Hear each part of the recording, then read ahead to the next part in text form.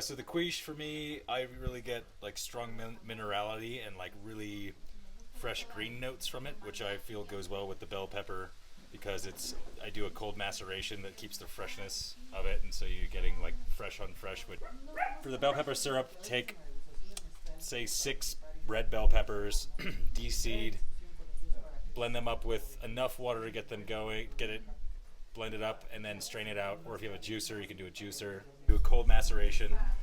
You blend up the raw fruit with water, and then strain that out and mix it with, as opposed to 1-to-1 sugar, which you would do with simple syrup, you do half the amount of sugar to volume of the juice, so you get more of the flavor and less sweetness, so you can use more of it. Strain that out, measure the liquid, do half the volume of sugar to liquid, mix it up so you're making a syrup so it stays longer as well.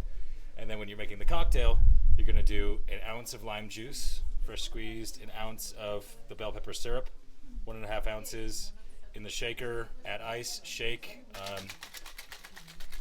For a rim, I really like doing blending a sugar, citric acid, and arbol chili sort of dust for the rim. I don't have it with me right now, but it goes with this cocktail very well. And if you don't have that, you can garnish with a lime wheel. Always looks good, the red on the green. And yeah, you can either dirty dump or pour over fresh ice. Easy rule of thumb is any gin cocktail is usually replaced well with mezcal because of the different botanicals.